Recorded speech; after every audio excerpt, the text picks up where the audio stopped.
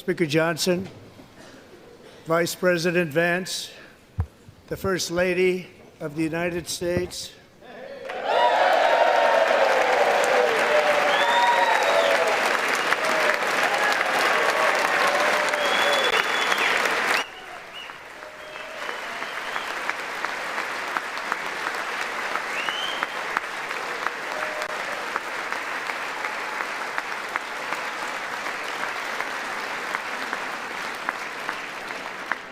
members of the United States Congress, thank you very much.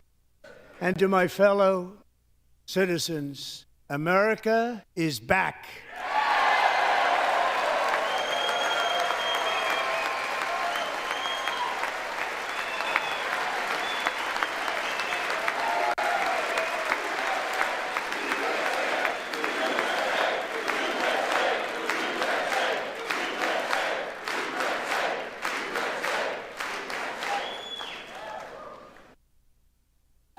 Six weeks ago, I stood beneath the dome of this Capitol and proclaimed the dawn of the golden age of America.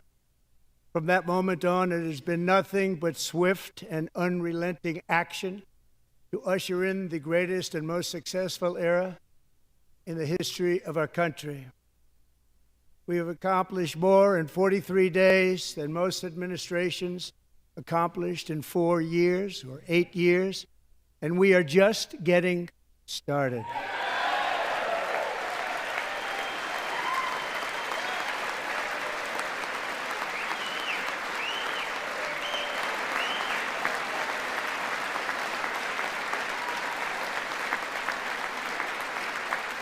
Thank you.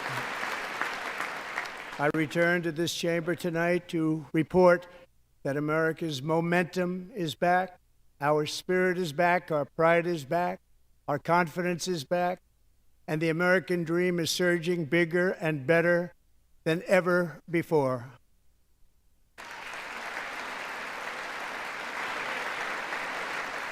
The American dream is unstoppable, and our country is on the verge of a comeback, the likes of which the world has never witnessed and perhaps will never witness again. Never been anything like it. The presidential election of November 5th was a mandate like has not been seen in many decades. We won all 7 swing states, giving us an electoral college victory of 312 votes.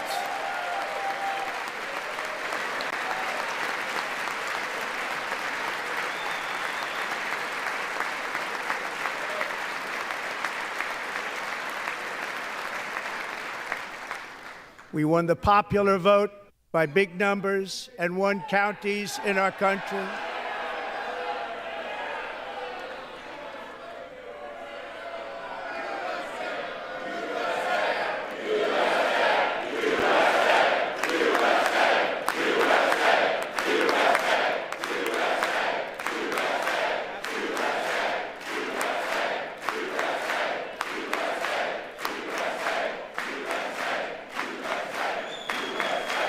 And won counties in our country, 2,700 to 525, on a map that reads almost completely red for Republican.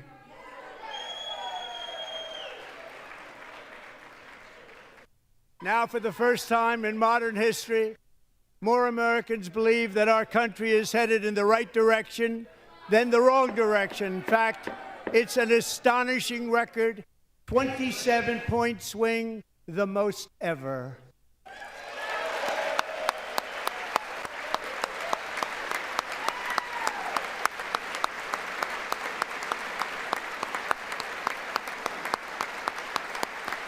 Likewise, small business optimism saw its single largest one-month gain ever recorded. Mr. President. A 41-point jump.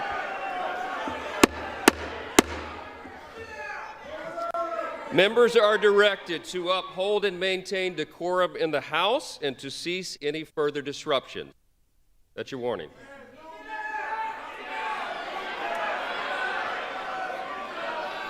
Members are engaging in willful and continuing breach of decorum, and the chair is prepared to direct the Sergeant-at-Arms to restore order to the joint session.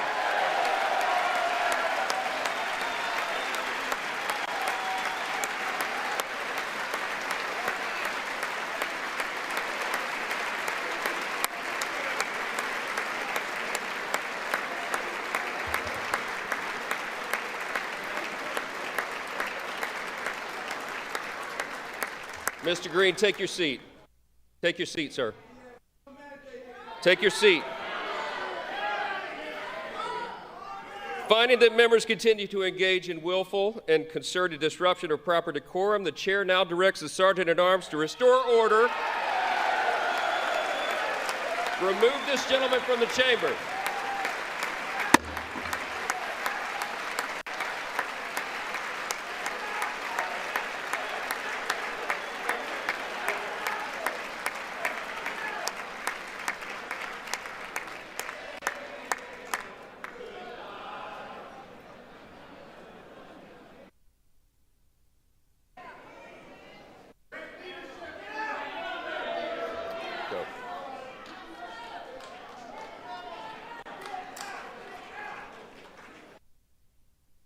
Members are directed to uphold and maintain decorum in the House. Mr. President, you continue. Thank you. Over the past 6 weeks, I have signed nearly 100 executive orders and taken more than 400 executive actions, a record, to restore common sense, safety, optimism, and wealth all across our wonderful land. The people elected me to do the job, and I'm doing it.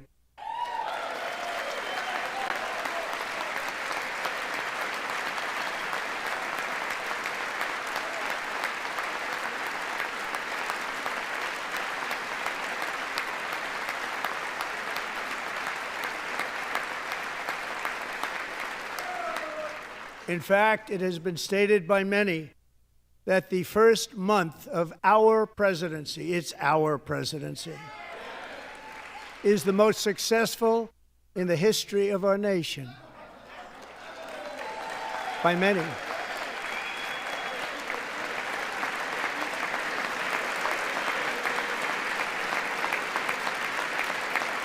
And what makes it even more impressive is that, do you know who number 2 is? George Washington. How about that? How about that? I don't know about that list, but we'll take it. Within hours of taking the oath of office, I declared a national emergency on our southern border, and I deployed the U.S. military and Border Patrol to repel the invasion of our country. And what a job they've done. As a result, illegal border crossings last month were by far the lowest ever recorded, ever.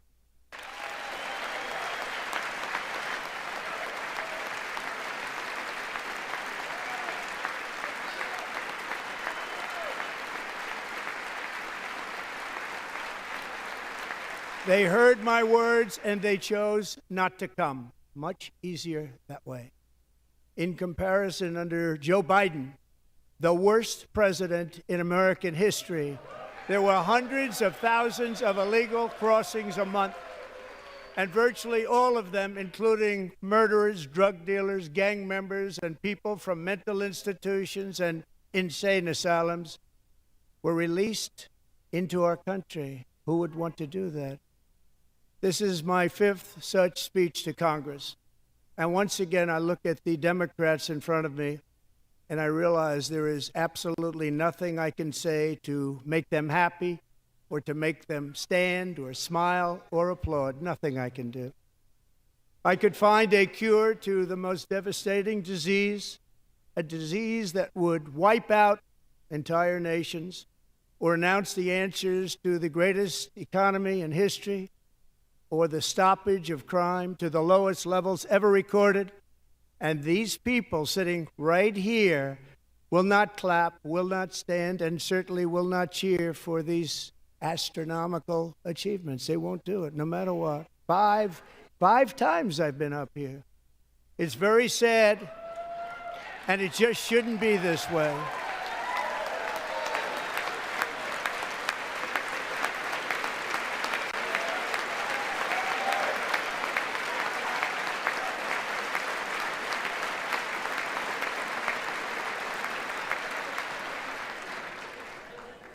So Democrats sitting before me, for just this one night, why not join us in celebrating so many incredible wins for America? For the good of our nation, let's work together and let's truly make America great again.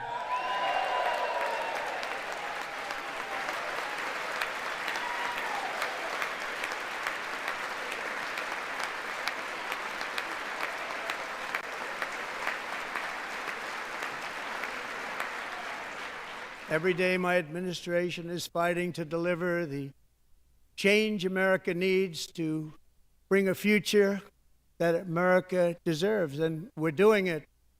This is a time for big dreams and bold action. Upon taking office, I imposed an immediate freeze on all federal hiring, a freeze on all new federal regulations, and a freeze on all foreign aid.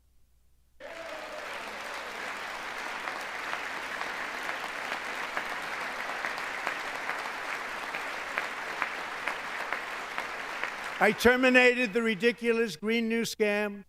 I withdrew from the unfair Paris Climate Accord, which was costing us trillions of dollars that other countries were not paying. I withdrew from the corrupt World Health Organization.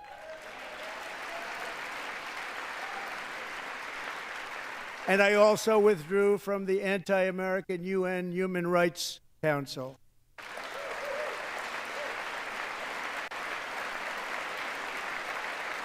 We ended all of Biden's environmental restrictions that were making our country far less safe and totally unaffordable. And importantly, we ended the last administration's insane electric vehicle mandate, saving our auto workers and companies from economic destruction.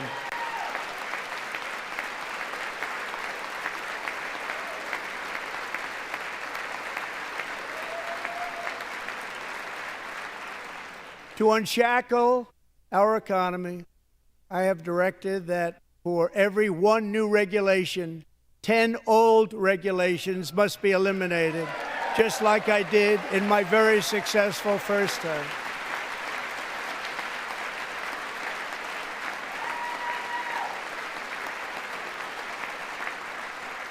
And in that first term, we set records on ending unnecessary rules and regulations like no other president had done before. We ordered all federal workers to return to the office. They will either show up for work in person or be removed from their job.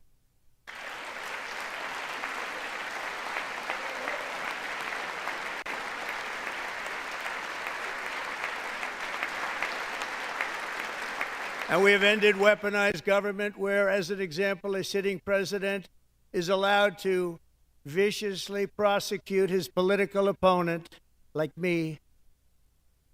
How did that work out? Not too good. Not too good.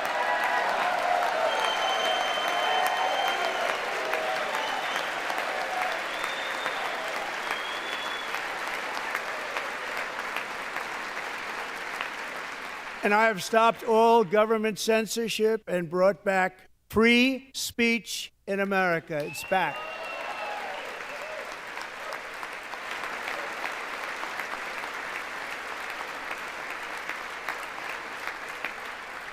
And 2 days ago, I signed an order making English the official language of the United States of America.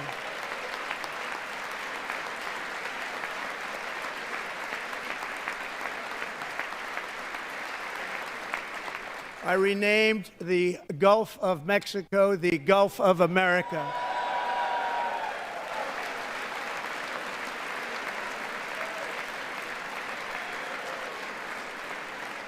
And likewise, I renamed, for a great president, William McKinley, Mount McKinley again. Beautiful Alaska. We love Alaska. We've ended the tyranny of so-called diversity, equity, and inclusion policies all across the entire federal government and indeed the private sector and our military. and our country will be woke no longer.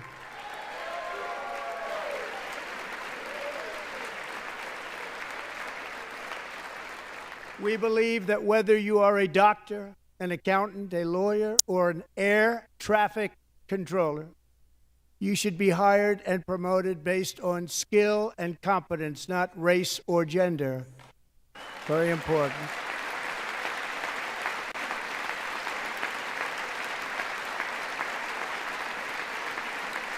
You should be hired based on merit. And the Supreme Court, in a brave and very powerful decision, has allowed us to do so. Thank you. Thank you very much. Thank you. We have removed the poison of critical race theory from our public schools, and I signed an order making it the official policy of the United States government that there are only two genders, male and female.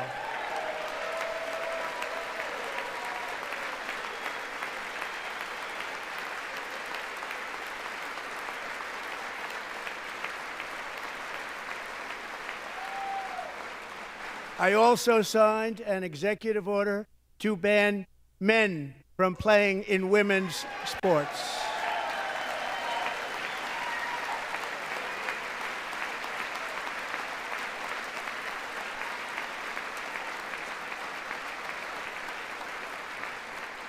Three years ago, Peyton McNabb was an all-star high school athlete, one of the best, preparing for a future in college sports. But when her girls' volleyball match was invaded by a male, he smashed the ball so hard in Peyton's face, causing traumatic brain injury, partially paralyzing her right side and ending her athletic career. It was a shot like she's never seen before. She's never seen anything like it. Peyton is here tonight in the gallery, and Peyton, from now on, schools will kick the men off the girls' team, or they will lose all federal funding.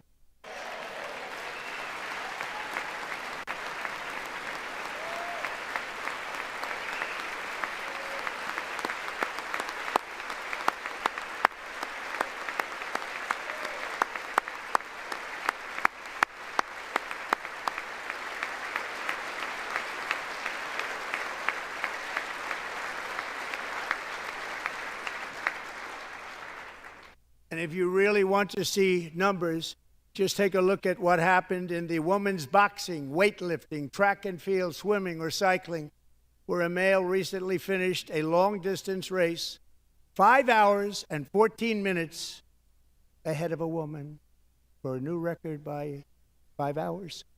Broke the record by 5 hours.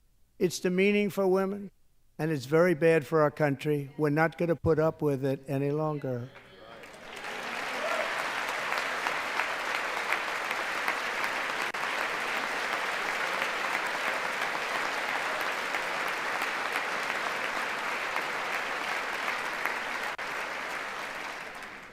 What I have just described is only a small fraction of the common sense revolution that is now, because of us, sweeping the entire world. Common sense has become a common theme, and we will never go back. Never. Never going to let that happen. Among my very highest priorities is to rescue our economy and get dramatic and immediate relief to working families. As you know, we inherited from the last administration an economic catastrophe and an inflation nightmare. Their policies drove up energy prices, pushed up grocery costs, and drove the necessities of life out of reach for millions and millions of Americans. They've never had anything like it. We suffered the worst inflation in 48 years, but perhaps even in the history of our country. They're not sure. As president, I'm fighting every day to reverse this damage and make America affordable again.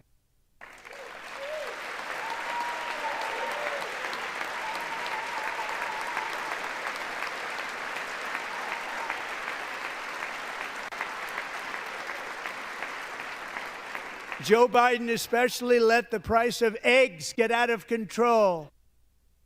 The egg price is out of control, and we're working hard to get it back down. Secretary, do a good job on that. You inherited a total mess from the previous administration. Do a good job.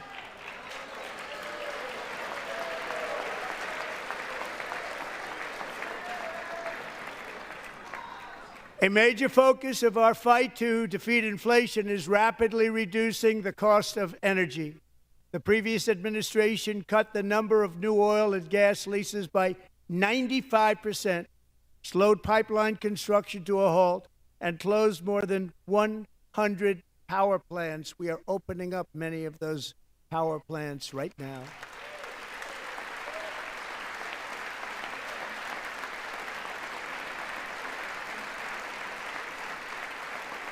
And frankly, we have never seen anything like it. That's why on my first day in office, I declared a national energy emergency. As you've heard me say many times, we have more liquid gold under our feet than any nation on earth, and by far. And now I fully authorize the most talented team ever assembled to go and get it. It's called Drill, Baby, Drill.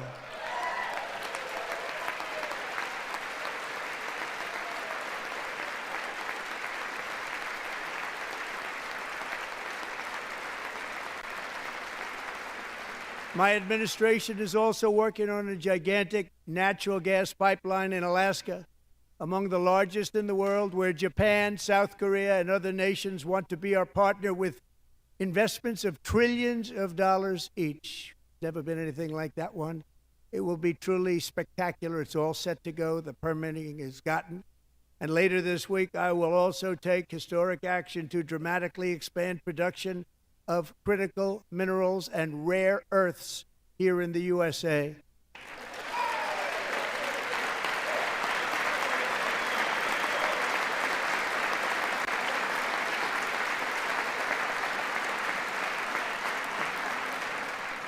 To further combat inflation, we will not only be reducing the cost of energy, but will be ending the flagrant waste of taxpayer dollars.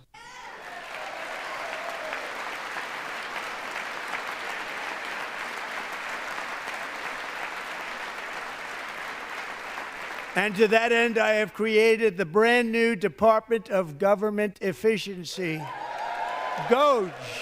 Perhaps you've heard of it. Perhaps.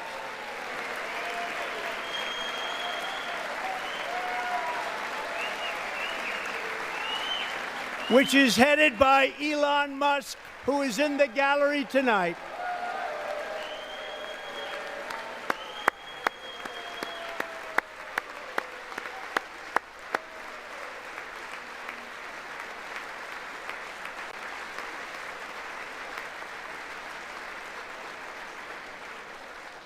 Thank you, Elon. He's working very hard. He didn't need this. He didn't need this. Thank you very much. We appreciate it. Everybody here, even this side, appreciates it, I believe. They just don't want to admit that. Just listen to some of the appalling waste we have already identified. $22 billion from HHS to provide free housing and cars for illegal aliens. $45 million for diversity, equity, and inclusion scholarships in Burma. $40 million to improve the social and economic inclusion of sedentary migrants. Nobody knows what that is. $8 million to promote LGBTQI+ in the African nation of Lesotho, which nobody has ever heard of. $60 million for indigenous peoples and Afro-Colombian empowerment in Central America. $60 million. $8 million for making mice transgender. This is real. $32 million for a left-wing propaganda operation in Moldova. $10 million for male circumcision in Mozambique. $20 million for the Arab Sesame Street in the Middle East. It's a program, $20 million for a program. $1.9 billion to recently created Decarbonization of Homes Committee, headed up, and we know she's involved. Just at the last moment, the money was passed over by a woman named Stacey Abrams. Have you ever heard of her? A $3.5 million consulting contract for lavish fish monitoring. $1.5 million for voter confidence in Liberia. $14 million for social cohesion in Mali. $59 million for illegal alien hotel rooms in New York City. He's a real estate developer. He's done very well. $250,000 to increase vegan local climate action innovation in Zambia. $42 million for social and behavior change in Uganda. $14 million for improving public procurement in Serbia. $47 million for improving learning outcomes in Asia. Asia's doing very well with learning. I don't know what we're doing. We could use it ourselves. And $101 million for DEI contracts at the Department of Education. The most ever paid, nothing even like it. Under the Trump administration, all of these scams, and they're far worse, but I didn't think it was appropriate to talk about them. They're so bad. Many more have been found out and exposed and swiftly terminated by a group of very intelligent, mostly young people, headed up by Elon, and we appreciate it. We found hundreds of billions of dollars of fraud.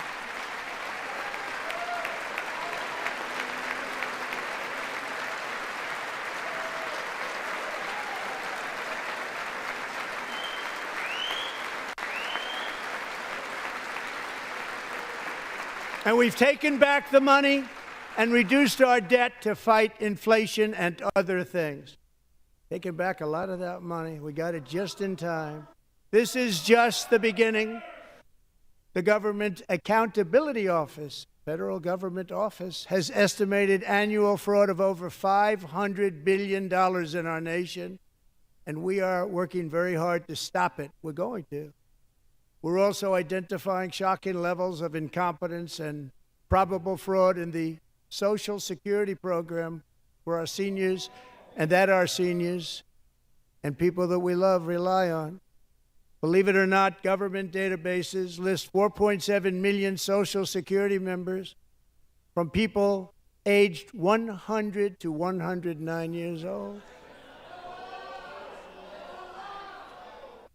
It lists 3.6 million people from ages 110 to 119. I don't know any of them. I know some people that are rather elderly, but not quite that elderly.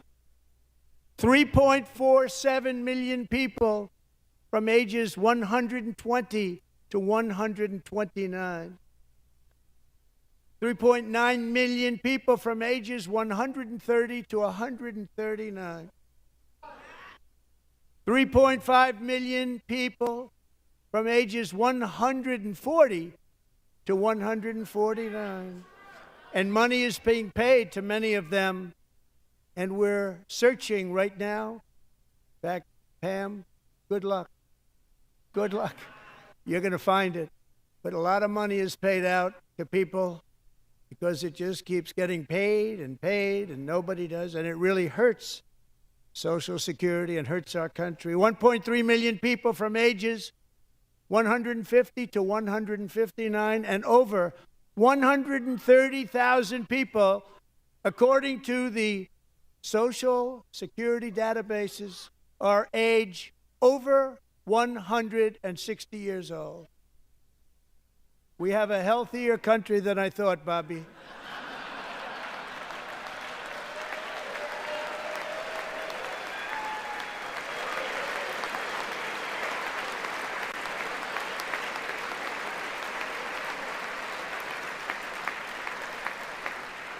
Including, to finish, 1,039 people between the ages of 220 and 229 one person between the age of 240 and 249, and one person is listed at 360 years of age.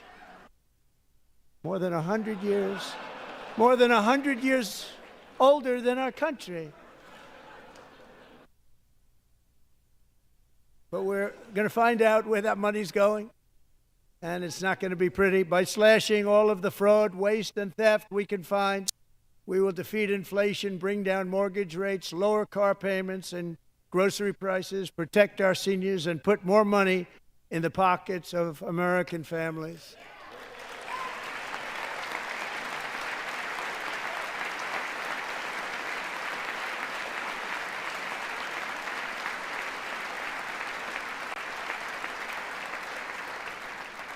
And today, interest rates took a beautiful drop, big, beautiful drop. It's about time. And in the near future, I want to do what has not been done in 24 years, balance the federal budget. We're going to balance it.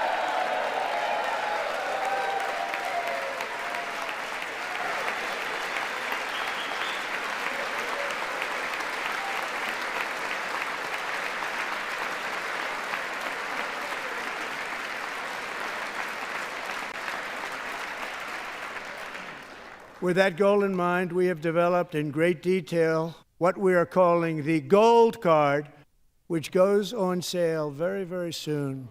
For $5 million, we will allow the most successful job-creating people from all over the world to buy a path to U.S. citizenship. It's like the green card, but better and more sophisticated. And these people will have to pay tax in our country. They won't have to pay tax from where they came. The money that they've made, you wouldn't want to do that, but they have to pay tax, create jobs. They'll also be taking people out of colleges and paying for them so that we can keep them in our country instead of having them being forced out. Number one, at the top school, as an example, being forced out and not being allowed to stay and create tremendous numbers of jobs and great success for a company out there. So while we take out the criminals, killers, traffickers, and child predators who are allowed to enter our country under the open border policy of these people, the Democrats, the Biden administration, the open border insane policies that you've allowed to destroy our country, we will now bring in brilliant, hardworking, job-creating people. They're going to pay a lot of money, and we're going to reduce our debt with that money.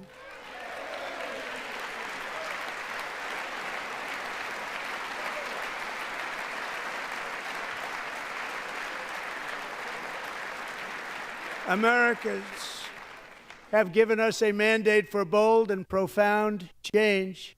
For nearly 100 years, the federal bureaucracy has grown until it has crushed our freedoms, ballooned our deficits, and held back America's potential in every possible way.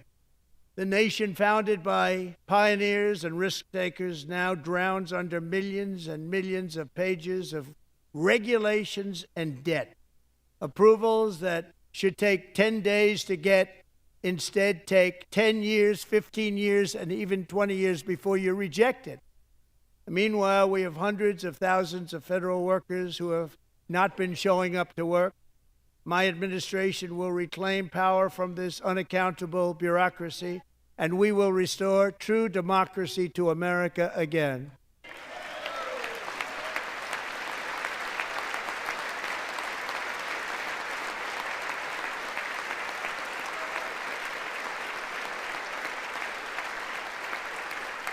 And any federal bureaucrat who resists this change will be removed from office immediately. Because we are draining the swamp. It's very simple. And the days of rule by unelected bureaucrats are over.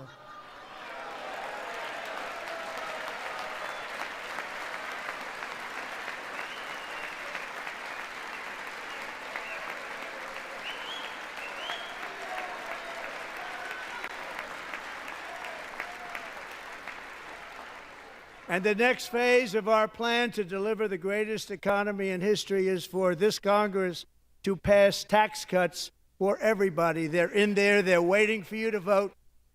And I'm sure that the people on my right, I don't mean the Republican right, but my right here, I'm sure you're going to vote for those tax cuts, because otherwise I don't believe the people will ever vote you into office. So I'm doing you a big favor by telling you that. But I know this group is going to be voting for the tax cuts.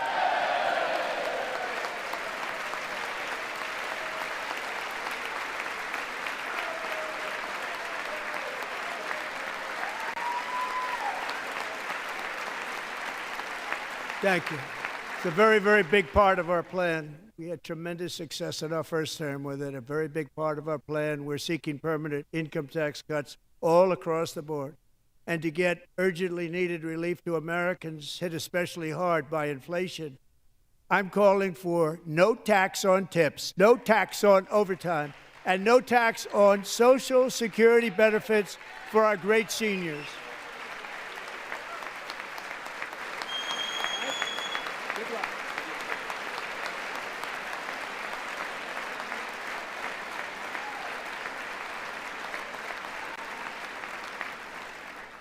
And I also want to make interest payments on car loans tax deductible, but only if the car is made in America.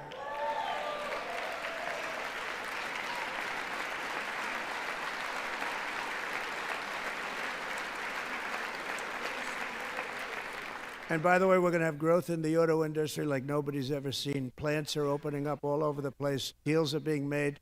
Never seen. That's a combination of the election win and tariffs. It's a beautiful word, isn't it?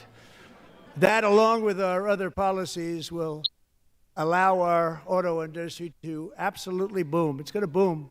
Spoke to the majors today, all three, the top people, and they're so excited. In fact, already numerous car companies have announced that they will be building massive automobile plants in America, with Honda just announcing a new plant in Indiana, one of the largest anywhere in the world.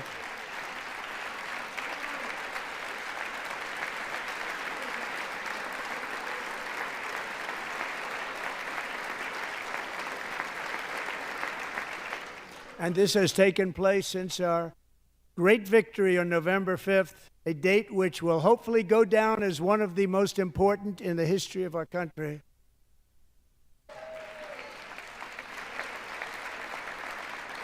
In addition, as part of our tax cuts, we want to cut taxes on domestic production and all manufacturing. And just as we did before, we will provide 100% expensing. It will be retroactive to January 20th, 2025. And it was one of the main reasons why our tax cuts were so successful in our first term, giving us the most successful economy in the history of our country. First term. We had a great first term.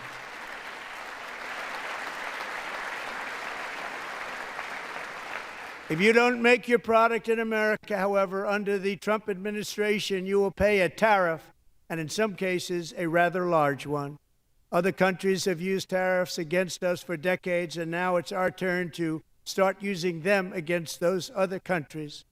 On average, the European Union, China, Brazil, India, Mexico, and Canada, have you heard of them? And countless other nations charge us tremendously higher tariffs than we charge them. It's very unfair. India charges us auto tariffs higher than 100%. China's average tariff on our products is twice what we charge them. And South Korea's average tariff is 4 times higher. Think of that, 4 times higher. And we give so much help militarily and in so many other ways to South Korea, but that's what happens. This is happening by friend and foe.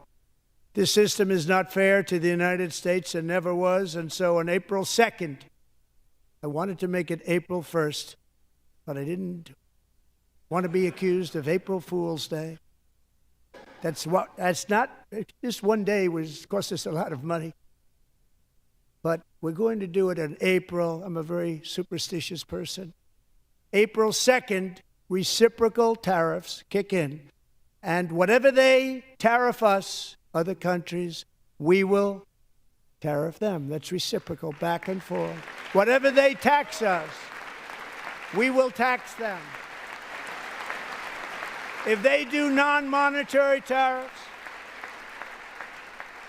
to keep us out of their market, then we will do non-monetary barriers to keep them out of our market. There's a lot of that, too. They don't even allow us in their market.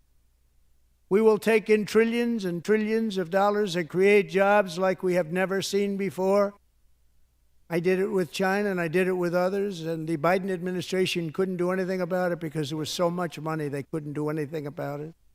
We have been ripped off for decades by nearly every country on earth, and we will not let that happen any longer.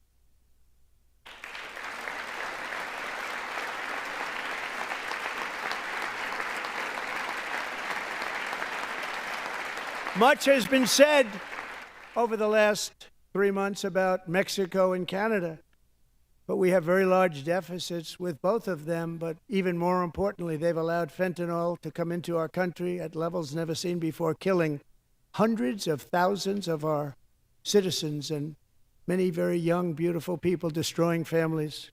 Nobody's ever seen anything like it. They are, in effect, receiving subsidies of hundreds of billions of dollars. We pay subsidies to Canada and to Mexico of hundreds of billions of dollars, and the United States will not be doing that any longer. We're not going to do it any longer.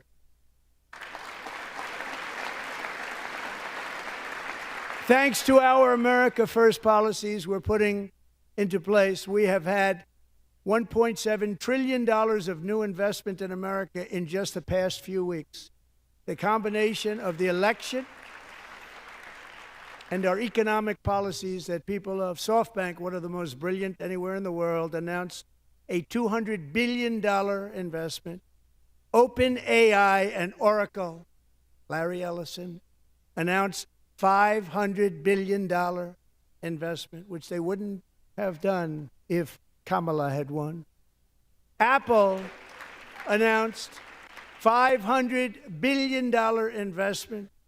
Tim Cook called me. He said, I cannot spend it fast enough. It's going to be much higher than that, I believe. They'll be building their plants here instead of in China. And just yesterday, Taiwan Semiconductor, the biggest in the world, most powerful in the world, has a tremendous amount, 97% of the market, announced a $165 billion investment to build the most powerful chips on earth right here in the USA.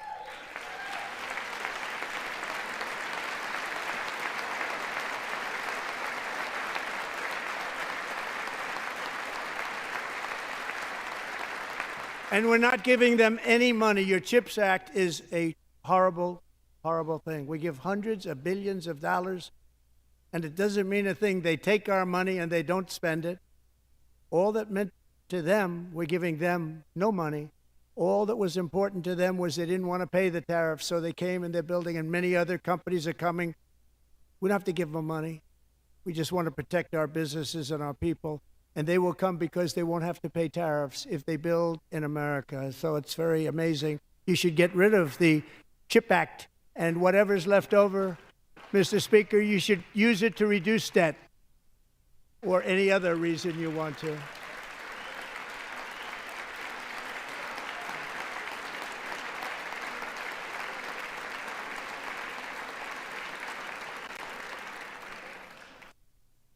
Our new trade policy will also be great for the American farmer. I love the farmer,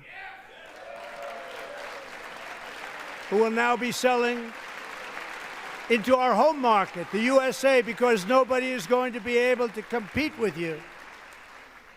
Because there's goods that come in from other countries and companies.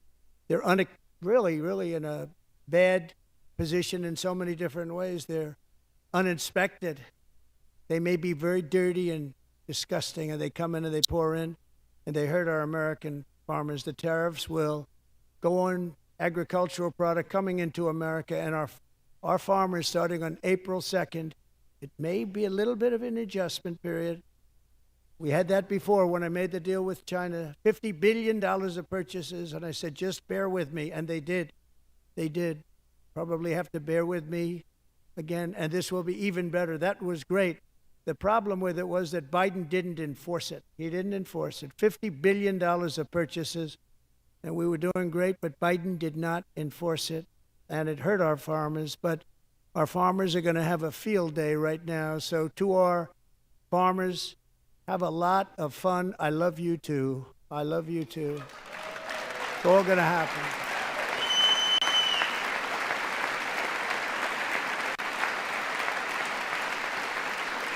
And I have also imposed a 25% tariff on foreign aluminum, copper, lumber, and steel, because if we don't have, as an example, steel and lots of other things, we don't have a military, and frankly, we just won't have a country very long.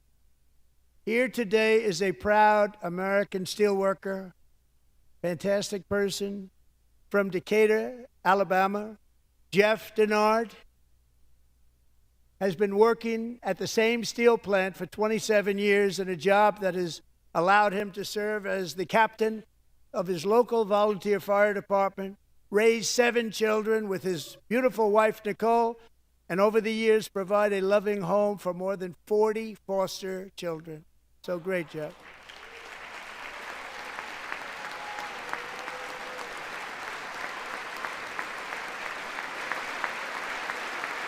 Thank you, Jeff.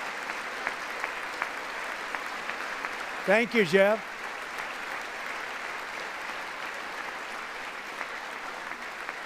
Stories like Jeff's remind us that tariffs are not just about protecting American jobs. They're about protecting the soul of our country. Tariffs are about making America rich again and making America great again, and it's happening, and it will happen rather quickly. There'll be a little disturbance, but we're okay with that. It won't be much. No, you're not. Oh. And look where Biden took us. Very low, the lowest we've ever been. Jeff, I want to thank you very much. And I also want to recognize another person who has devoted herself to foster care community. She works so hard on it. A very loving person, our magnificent First Lady of the United States.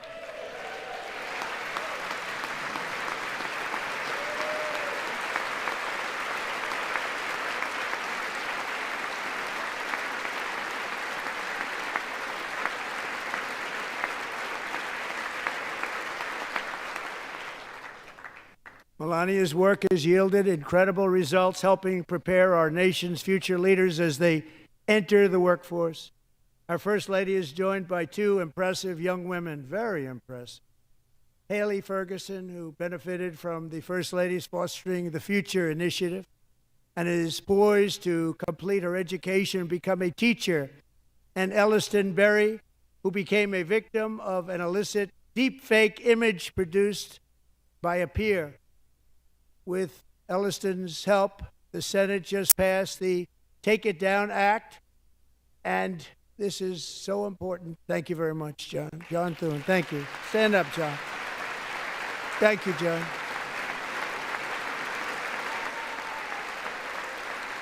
Thank you all very much.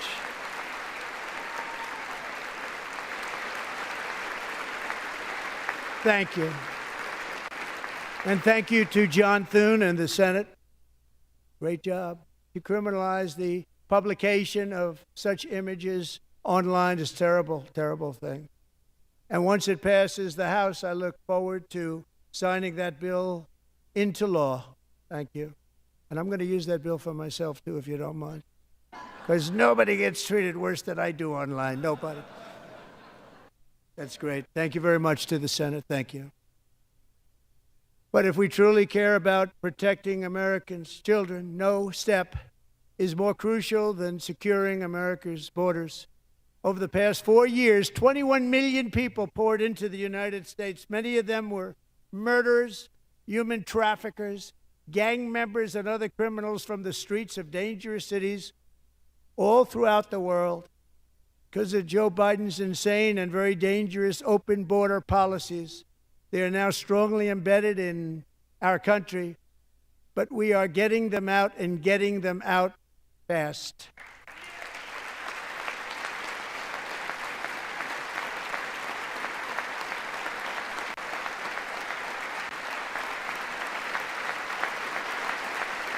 And I want to thank Tom Homan and Christy. I want to thank you and Paul of Border Patrol. I want to thank you. What a job they've all done. Everybody, Border Patrol, ICE, law enforcement in general is incredible. We have to take care of our law enforcement. Have to.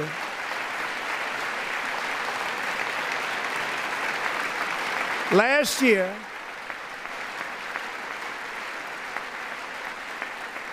a brilliant 22-year-old nursing student named Laken Riley, the best in her class, admired by everybody, went out for a jog on the campus of the University of Georgia. That morning, Laken was viciously attacked, assaulted, beaten, brutalized, and horrifically murdered. Laken was stolen from us by a savage illegal alien gang member who was arrested while trespassing across Biden's open southern border and then set loose into the United States under the heartless policies of that failed administration. It was indeed a failed administration. He had then been arrested and released in a Democrat-run sanctuary city, a disaster, before ending the life of this beautiful young angel. With us this evening are Laken's beloved mother, Allison, and her sister, Lauren.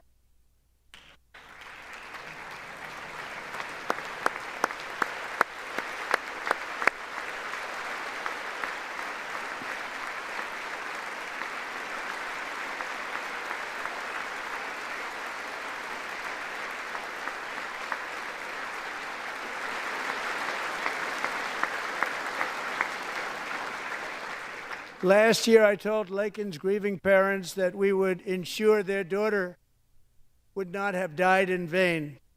That's why the very first bill I signed into law as your 47th president mandates the detention of all dangerous criminal aliens who threaten public safety. Very strong, powerful act.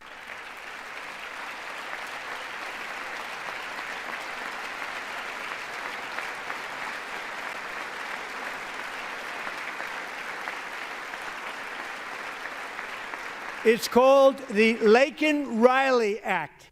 So Allison and Lauren, America will never, ever forget our beautiful Laken Hope Riley.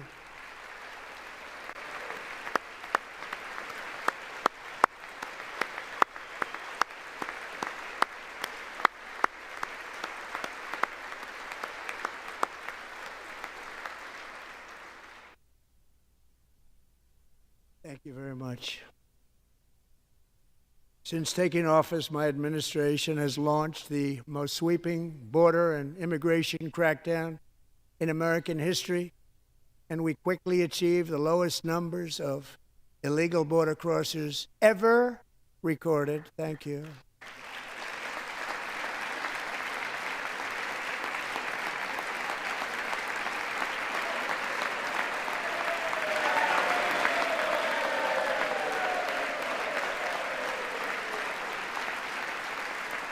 The media and our friends in the Democrat Party kept saying we needed new legislation. We must have legislation to secure the border. But it turned out that all we really needed was a new president.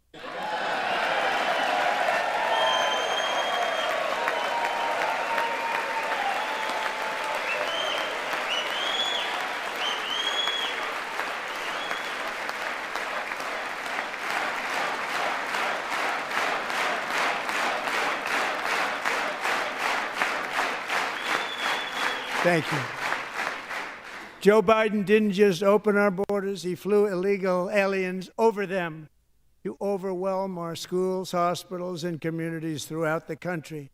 Entire towns like Aurora, Colorado, and Springfield, Ohio, buckled under the weight of the migrant occupation and corruption like nobody's ever seen before. Beautiful towns destroyed. Now, just as I promised in my inaugural address, we are achieving the great liberation of America.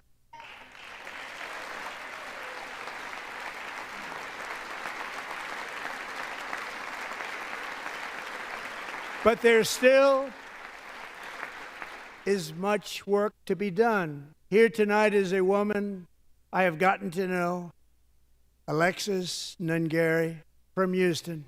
Wonderful woman. Last June, Alexis's 12-year-old daughter, her precious Jocelyn, walked to a nearby convenience store. She was kidnapped, tied up, assaulted for 2 hours under a bridge, and horrifically murdered. Arrested and charged with this heinous crime are 2 illegal alien monsters from Venezuela, released into America by the last administration through their ridiculous open border. The death of this beautiful 12-year-old girl and the agony of her mother and family touched our entire nation greatly. Alexis, I promised that we would always remember your daughter, your magnificent daughter, and earlier tonight I signed an order keeping my word to you. One thing I have learned about Jocelyn is that she loved animals so much. She loved nature. Across Galveston Bay, from where Jocelyn lived in Houston, you will find a magnificent national wildlife refuge, a pristine, peaceful, 34,000-acre sanctuary for all of God's creatures on the edge of the Gulf of America.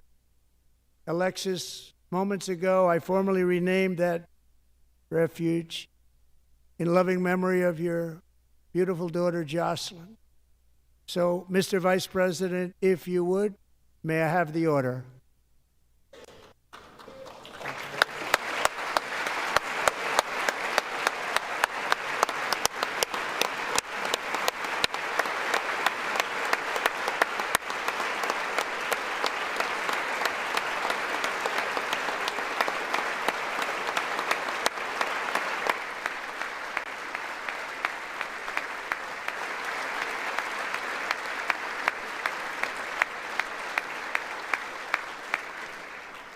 Thank you very much. All 3 savages charged with Jocelyn and Lakin's murders were members of the Venezuelan prison gang, the toughest gang, they say, in the world, known as Tren de Aragua. 2 weeks ago, I officially designated this gang, along with MS-13 and the bloodthirsty Mexican drug cartels, as foreign terrorist organizations.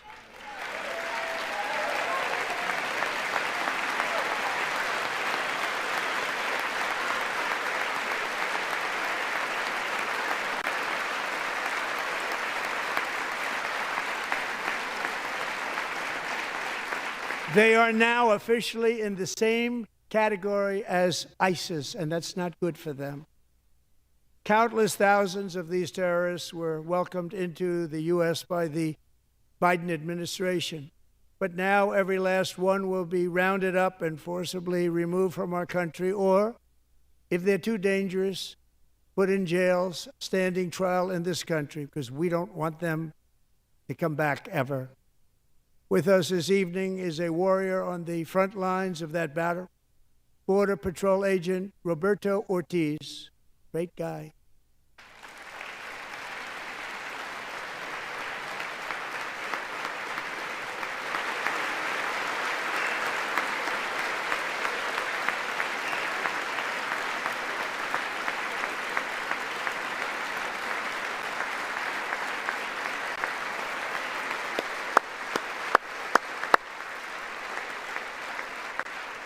In January, Roberto and another agent were patrolling by the Rio Grande near an area known as Cartel Island. Doesn't sound too nice to me. When heavily armed gunmen started shooting at them, Roberto saw that his partner was totally exposed, at great danger, and he leapt into action, returning fire and providing crucial seconds for his fellow agent to seek safety, just barely. I have some of the prints of that event, and it was not good. Agent Ortiz, we salute you for your great courage and for your line of fire that you took and for the bravery that you showed. We honor you, and we will always honor you. Thank you, Roberto, very much.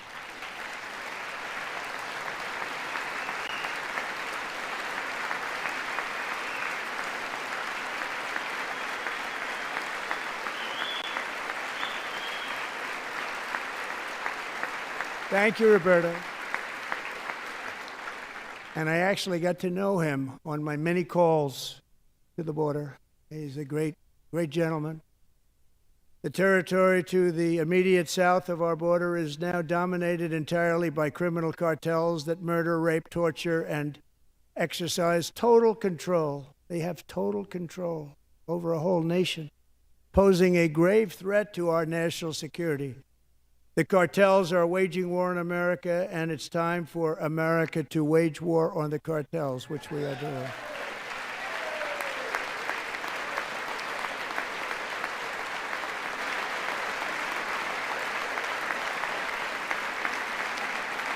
Five nights ago, Mexican authorities, because of our tariff policies being imposed on them, think of this, handed over to us 29 of the biggest cartel leaders in their country. That has never happened before. They want to make us happy.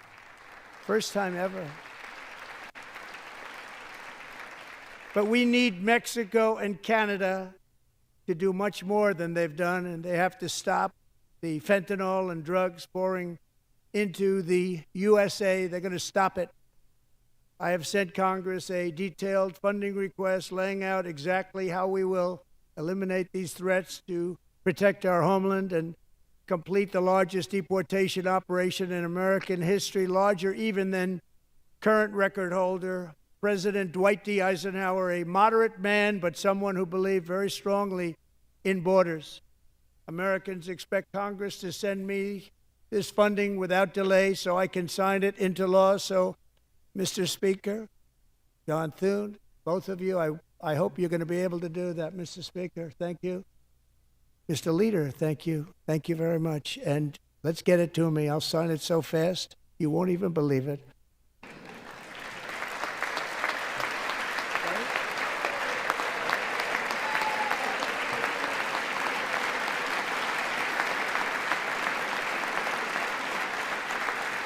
And as we reclaim our sovereignty, we must also bring back law and order to our cities and towns.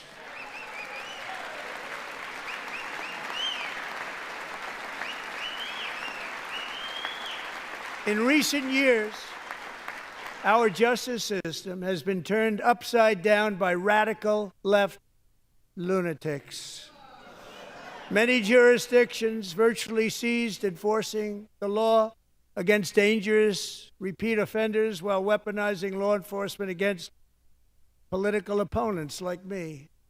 My administration has acted swiftly and decisively to restore fair, equal, and impartial justice under the constitutional rule of law, starting at the FBI and the DOJ. Pam, good luck. Cash, wherever you may be, good luck. Good luck. Pam Bond. Good luck. So important. Going to do a great job. Cash, thank you. Thank you, Cash.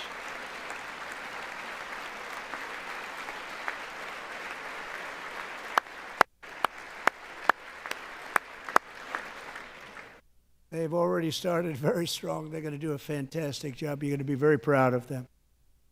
We're also once again giving our police officers the support, protection, and respect they so dearly deserve. They have to get it. They have such a hard, dangerous job, but we're going to make it less dangerous. The problem is the bad guys don't respect the law, but they're starting to respect it, and they soon will respect it. This also includes our great fire departments throughout the country. Our firemen and women are unbelievable people, and we'll never forget them. And besides that, they voted for me in record numbers, so I have no choice.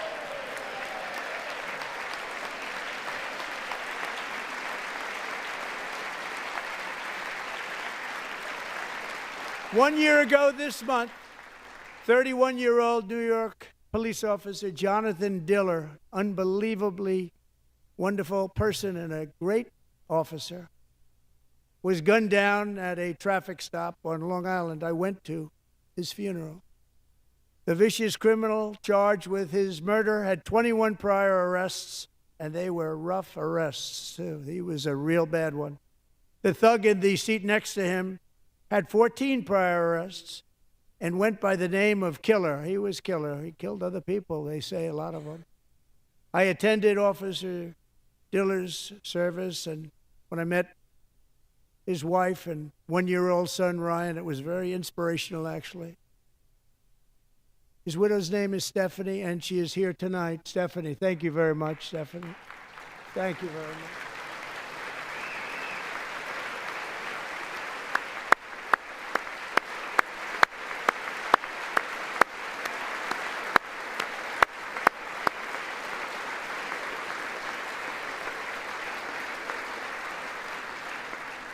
Stephanie, we're going to make sure that Ryan knows his dad was a true hero, New York's finest, and we're going to get these cold-blooded killers and repeat offenders off our streets, and we're going to do it fast.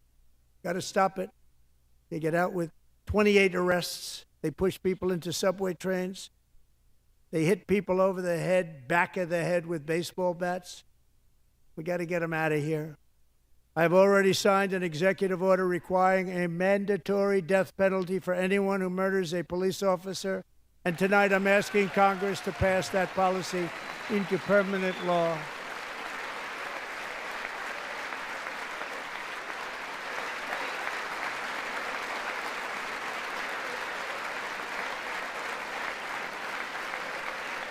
I'm also asking for a new crime bill getting tough on repeat offenders while enhancing protections for America's police officers so they can do their jobs without fear of their lives being totally destroyed. They don't want to be killed. We're not going to let them be killed. Joining us in the gallery tonight is a young man who truly loves our police. His name is DJ Daniel. He is 13 years old, and he has always dreamed of becoming a police officer.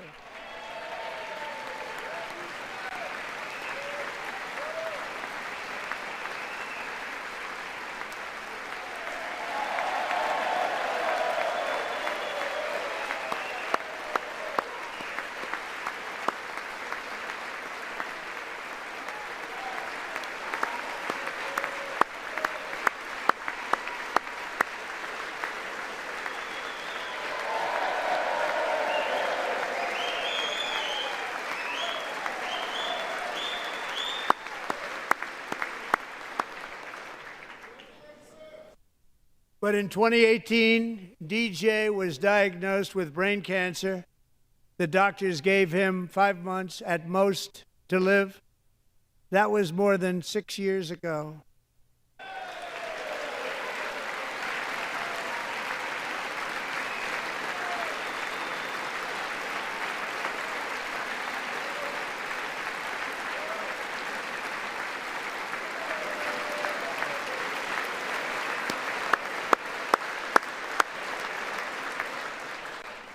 Since that time, DJ and his dad have been on a quest to make his dream come true, and DJ has been sworn in as an honorary law enforcement officer, actually a number of times. The police love him, the police departments love him.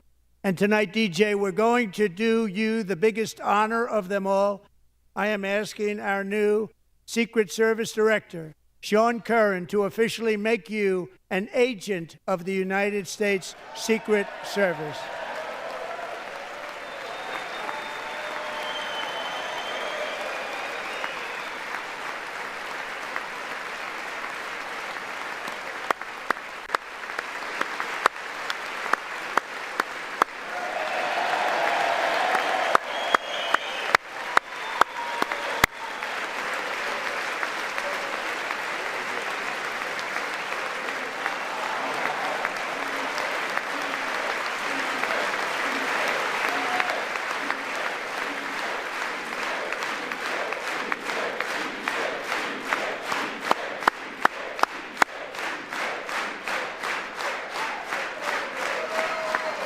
Thank you, DJ. DJ's doctors believe his cancer likely came from a chemical he was exposed to when he was younger. Since 1975, rates of child cancer have increased by more than 40%. Reversing this trend is one of the top priorities for our new presidential commission to make America healthy again, chaired by our new Secretary of Health and Human Services, Robert F. Kennedy, Jr.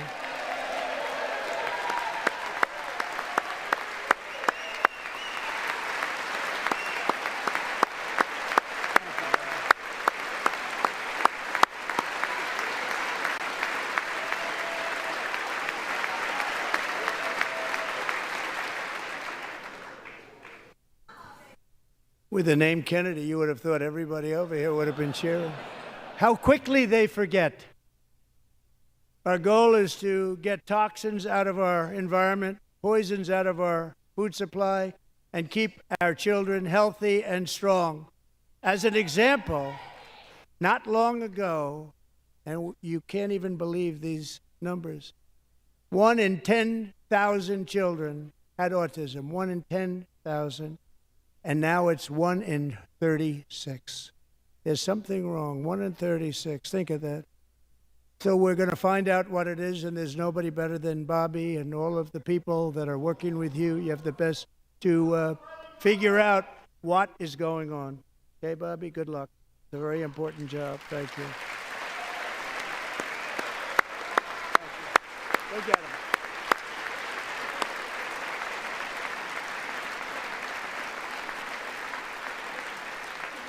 Thank you. My administration is also working to protect our children from toxic ideologies in our schools.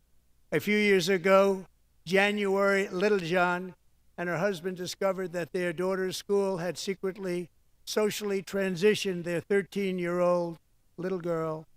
Teachers and administrators conspired to deceive January and her husband while encouraging her daughter to use a new name and pronouns.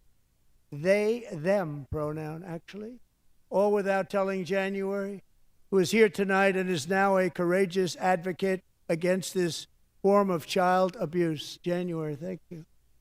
Thank you. Thank you very much. Thank you.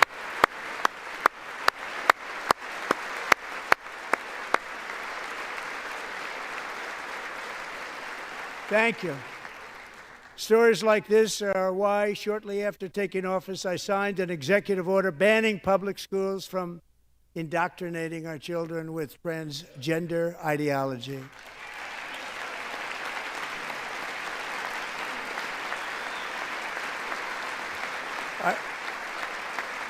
I also signed an order to cut off all taxpayer funding to any institution that engages in the sexual mutilation of our youth.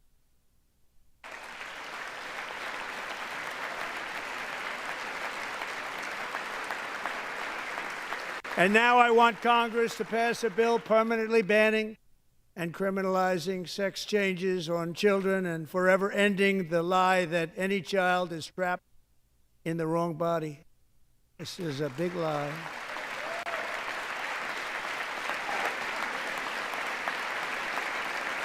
And our message to every child in America is that you are perfect exactly the way God made you.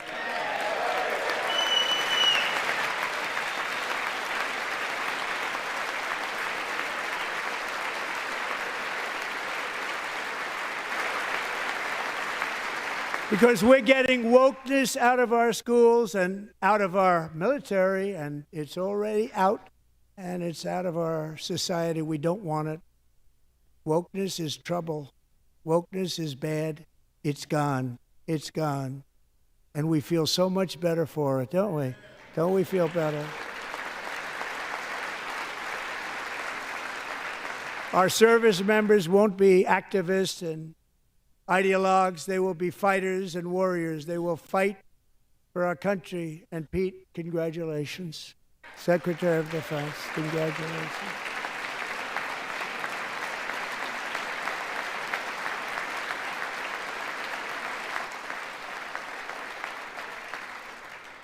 And he's not big into the woke movement, I can tell you. I know him well. I am pleased to report that in January, the U.S. Army had its single best recruiting month in 15 years, and that all armed services are having among the best recruiting results ever in the history of our services. What a difference.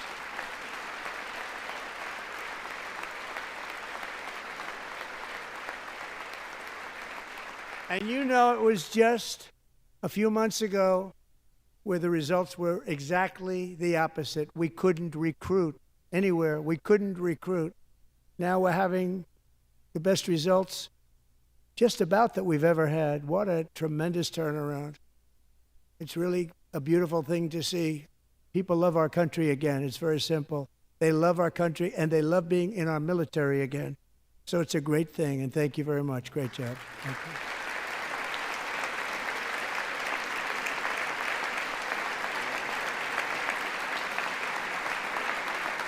We're joined tonight by a young man, Jason Hartley, who knows the weight of that call of duty.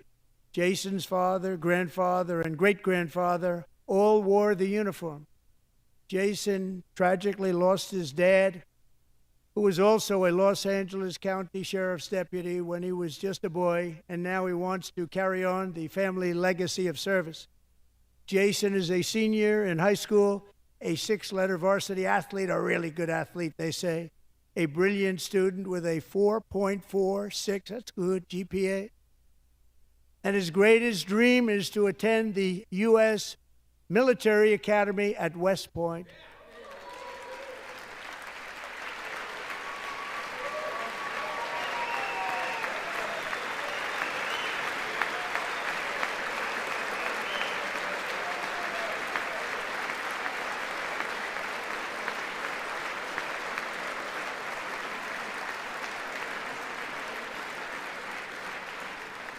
And Jason, that's a very big deal getting in. That's a hard one to get into. But I'm pleased to inform you that your application has been accepted.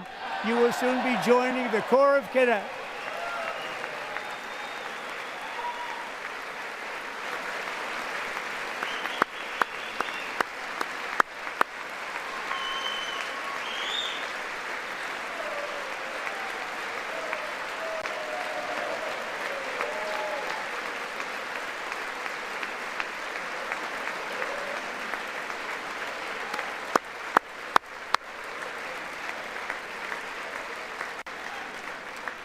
Thank you. Jason, you're going to be on the long gray line, Jason. As Commander-in-Chief, my focus is on building the most powerful military of the future. As a first step, I'm asking Congress to fund a state-of-the-art Golden Dome missile defense shield to protect our homeland, all made in the USA.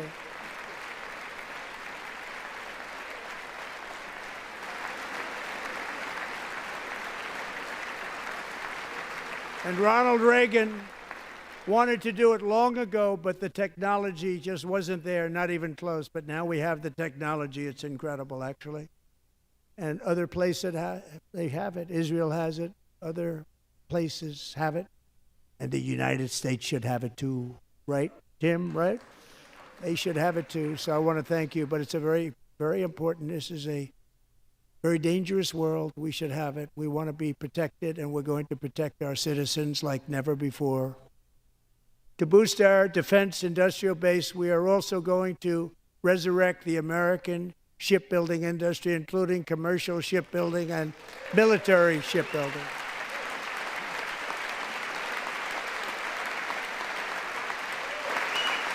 And for that purpose, I am announcing tonight that we will create a new Office of Shipbuilding in the White House and offer special tax incentives to bring this industry home to America where it belongs. We used to make so many ships. We don't make them anymore very much, but we're going to make them very fast, very soon. It will have a huge impact. To further enhance our national security, my administration will be reclaiming the Panama Canal, and we've already started doing it.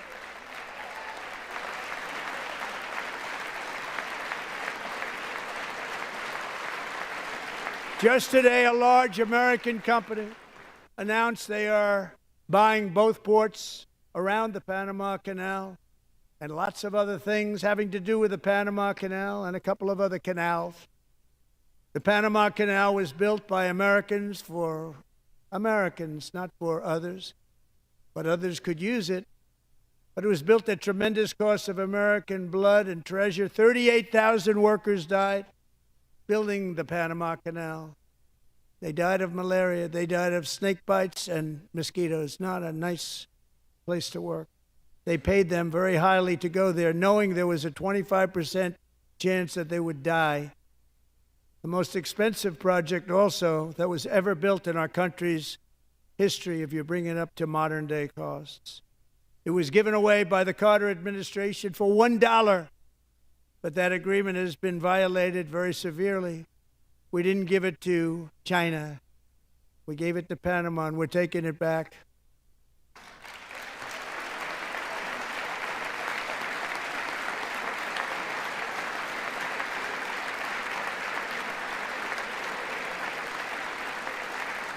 And we have Marco Rubio in charge. Good luck, Marco.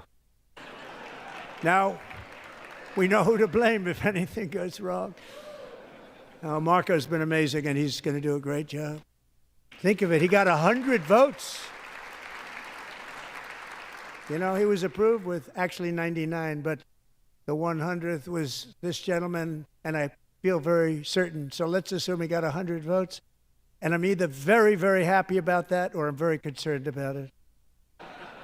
But he's already proven. I mean, he's a great gentleman. He's respected by everybody, and we appreciate you voting for Marco. He's going to do a fantastic job. Thank you. Thank you. He's doing a great job. Great job. And I also have a message tonight for the incredible people of Greenland. We strongly support your right to determine your own future. And if you choose, we welcome you into the United States of America. We need Greenland for national security and even international security, and we're working with everybody involved to try and get it. But we need it really for international world security, and I think we're going to get it. One way or the other, we're going to get it. We will keep you safe.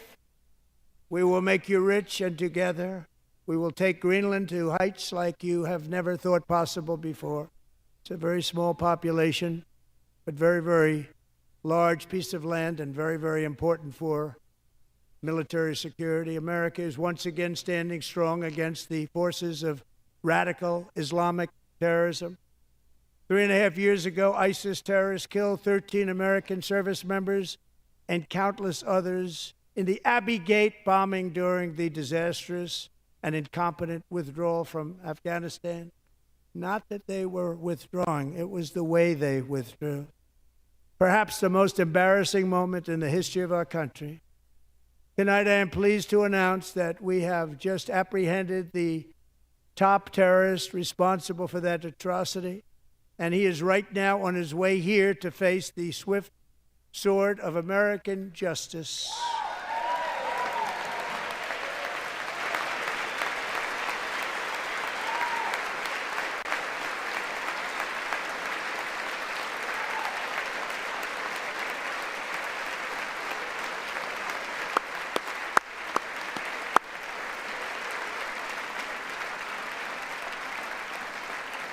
And I want to thank especially the government of Pakistan for helping arrest this monster. This was a very momentous day for those 13 families who I actually got to know very well, most of them, whose children were murdered, and the many people that were so badly, over 42 people, so badly injured on that fateful day in Afghanistan. What a horrible day. Such incompetence was shown. That when Putin saw what happened, I guess he said, wow, maybe this is my chance. That's how bad it was. Should have never happened. Grossly incompetent people. I spoke to many of the parents and loved ones, and they're all in our hearts tonight. I spoke to them on the phone. We had a big call. Every one of them called, and everybody was on the line, and they did nothing but cry with happiness. They were very happy, as happy as you can be under those circumstances. Their child, brother, sister, son, daughter was killed for no reason whatsoever. In the Middle East, we're bringing back our hostages from Gaza. In my first term, we achieved one of the most groundbreaking peace agreements in generations, the Abraham Accords.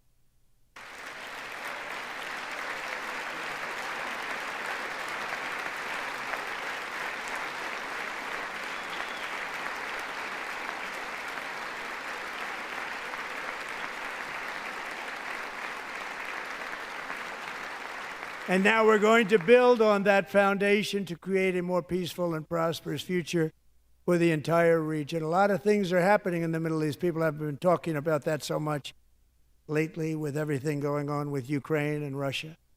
But a lot of things are happening in the Middle East. It's a rough neighborhood, actually. I'm also working tirelessly to end the savage conflict in Ukraine. Millions of Ukrainians and Russians have been needlessly killed or wounded in this horrific and brutal conflict with no end in sight. The United States has sent hundreds of billions of dollars to support Ukraine's defense with no security, with no anything.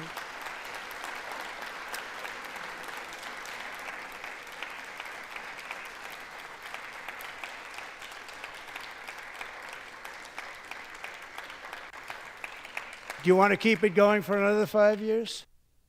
Yeah, you would say Pocahontas says yes.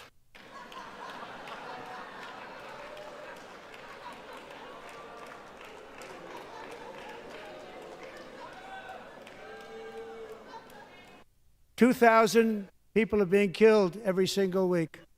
More than that. They're Russian young people. They're Ukrainian young people. They're not Americans. But I want it to stop. Meanwhile, Europe has sadly spent more money buying Russian oil and gas than they have spent on defending Ukraine, by far. Think of that. They've spent more buying Russian oil and gas than they have defending. And we've spent perhaps $350 billion, like taking candy from a baby. That's what happened. And they've spent $100 billion. What a difference that is. And we have an ocean separating us, and they don't. But we're getting along very well with them, and lots of good things are happening. Biden has authorized more money in this fight than Europe has spent by billions and billions of dollars. It's hard to believe that they wouldn't have stopped it and said, at some point, come on, let's equalize. You got to be equal to us. That didn't happen. Earlier today, I received an important letter from President Zelensky of Ukraine.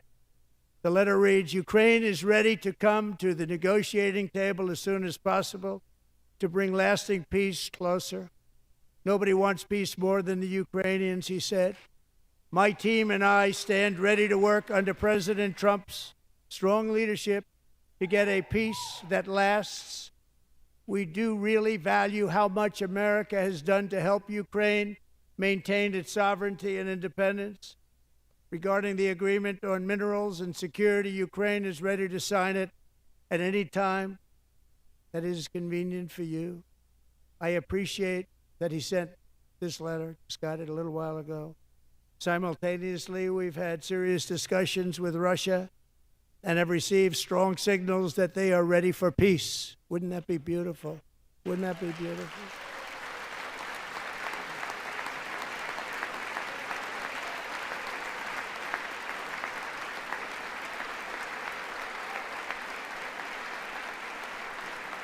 Wouldn't that be beautiful?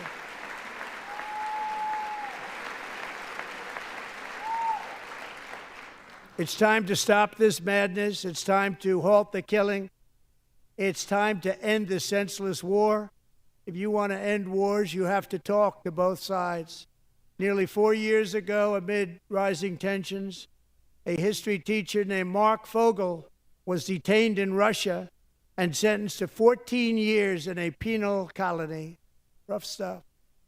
The previous administration barely lifted a finger to help him. They knew he was innocent, but they had no idea where to begin. But last summer, I promised his 95-year-old mother, Malphine, that we would bring her boy safely back home. after 22 days in office, I did just that, and they are here tonight.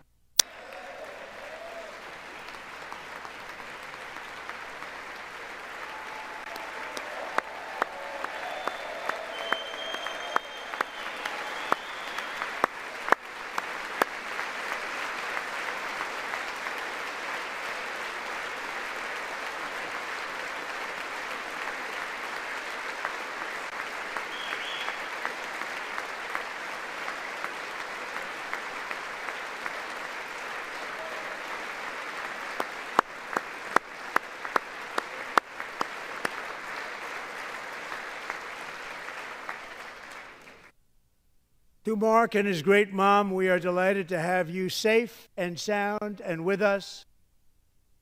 As fate would have it, Mark Fogel was born in a small rural town in Butler, Pennsylvania. Have you heard of it? Where his mother has lived for the past 78 years.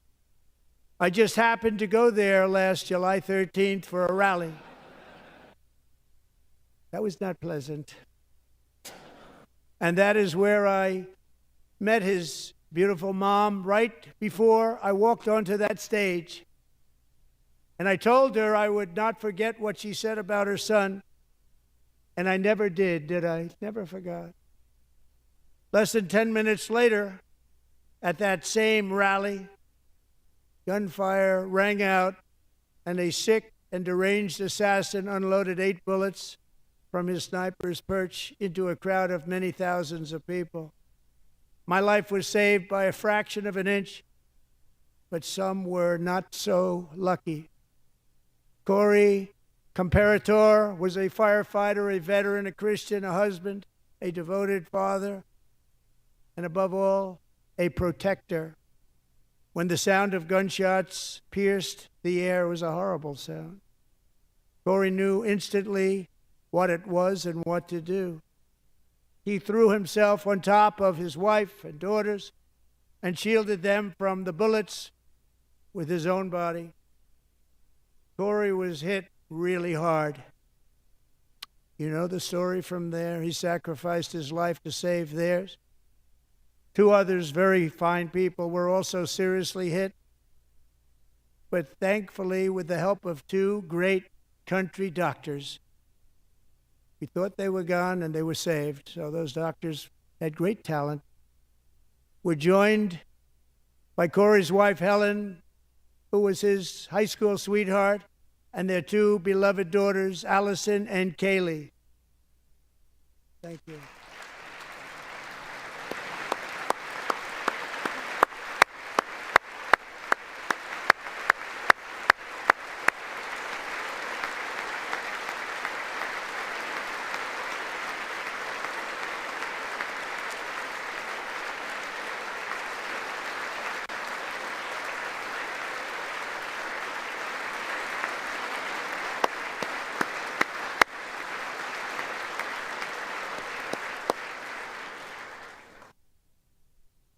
To Helen, Allison, and Kaylee, Corey is looking down on his 3 beautiful ladies right now, and he is cheering you on. He loves you. He is cheering you on. Corey was taken from us much too soon, but his destiny was to leave us all with a shining example of the selfless devotion of a true American patriot. It was love like Corey's that built our country, and it's love like Corey's that is going to make our country more majestic than ever before. I believe that my life was saved that day in Butler for a very good reason. I was saved by God to make America great again. I believe that. Thank you. Thank you.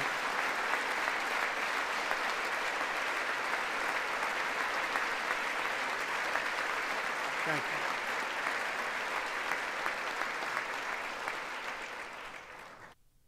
Thank you very much. From the patriots of Lexington and Concord to the heroes of Gettysburg and Normandy, from the warriors who crossed the Delaware to the trailblazers who climbed the Rockies, and from the legends who soared at Kitty Hawk to the astronauts who touched the moon, Americans have always been the people who defied all odds, transcended all dangers, made the most extraordinary sacrifices, and did whatever it took to defend our children, our country, and our freedom. And as we have seen in this chamber tonight, that same strength, faith, love, and spirit is still alive and thriving in the hearts of the American people. Despite the best efforts of those who would try to censor us, silence us, break us, destroy us, Americans are today a proud, free, sovereign, and independent nation that will always be free, and we will fight for it till death. We will never let anything happen to our beloved country, because we are a country of doers, dreamers, fighters, and survivors.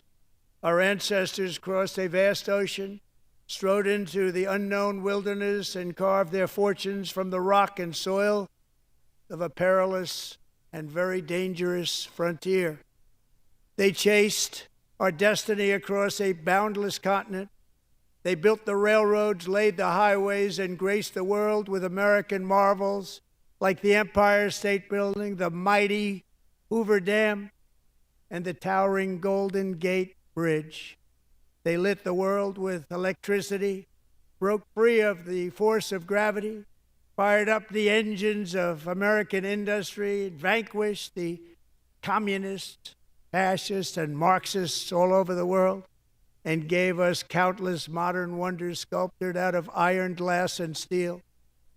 We stand on the shoulders of these pioneers who won and built the modern age, these workers who poured their sweat into the skylines of our cities, these warriors who shed their blood on fields of battle and gave everything they had for our rights and for our freedom.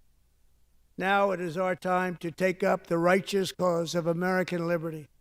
And it is our turn to take America's destiny into our own hands and begin the most thrilling days in the history of our country.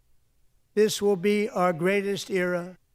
With God's help, over the next 4 years, we are going to lead this nation even higher, and we are going to forge the freest, most advanced, most dynamic, and most dominant civilization ever to exist on the face of this earth. We are going to create the highest quality of life, build the safest and wealthiest and healthiest and most vital communities anywhere in the world. We are going to conquer the vast frontiers of science, and we are going to lead humanity into space and plant the American flag on the planet Mars and even far beyond.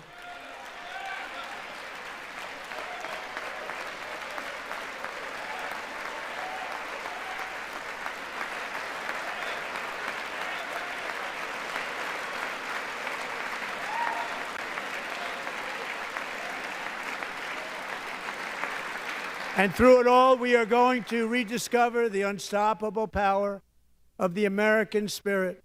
And we are going to renew unlimited promise of the American dream. Every single day, we will stand up and we will fight, fight, fight for the country our citizens believe in and for the country our people deserve.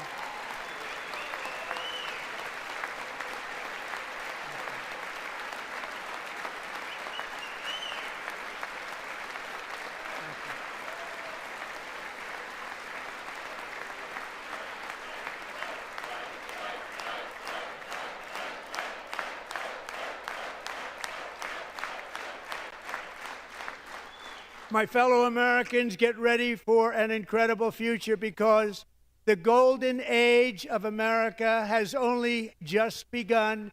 It will be like nothing that has ever been seen before. Thank you, God bless you, and God bless America.